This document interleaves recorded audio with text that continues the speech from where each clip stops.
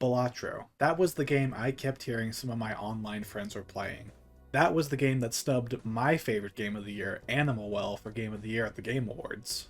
How dare this Balatro do that? It did leave me curious though. What about Balatro managed to earn it this much praise? I picked up the game on Steam while it was on sale and almost immediately understood why. This game is absolutely incredible. So Balatro is a roguelike card game where you make poker hands to earn chips. Each consecutive round requires a higher number of chips, and eventually, playing hands by themselves won't cut it. You need to utilize a variety of cards in order to improve your run and gradually increase the number of chips you earn per hand.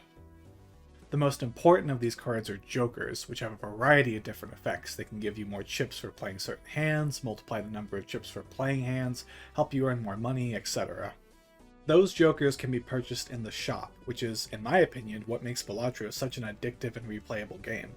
Shops give you a variety of ways to enhance your run. Not only is it the most reliable way to find Joker cards, but you can also find tarot cards that can affect the cards you play, planet cards that add to both the chips and multiplier for their respective hand type, vouchers that add permanent enhancements to your run, and spectral cards which have all sorts of wacky effects.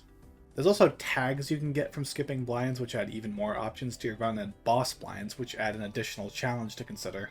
And really, that's about it. The gameplay loop of Balatro is remarkably simple, and that's one of its greatest strengths. It's really easy to understand once you start playing. Of course, given the game's structure, where which jokers and other cards you get are random, the difficulty of each run will vary wildly, but each run is short enough that a bad one will never feel that painful. Plus, you can change the game's speed to make all the animations play out faster, which is a nice touch. But what makes Balatro really come together, and one of the reasons why I love it so much, is how effectively it communicates how every card works to the player.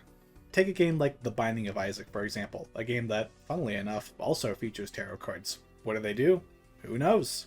Unless you've used them before, you have no idea what each one does, and even when you do, it isn't always clear what it did. Now, I love The Binding of Isaac, it's one of my favorite games of all time, but it, like many other games, requires a bit of time to invest in before you understand what everything does. Balatro is nothing like that.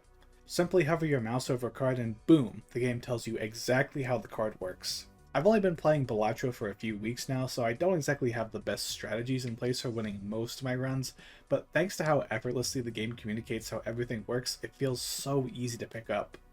I'm not usually one to get into card-based games, but this one really stuck with me. It absolutely deserves the recognition it got, and all the nominations and awards it earned at the Game Awards. I can't recommend the game enough. And that's going to be it for me. I'll see you next time.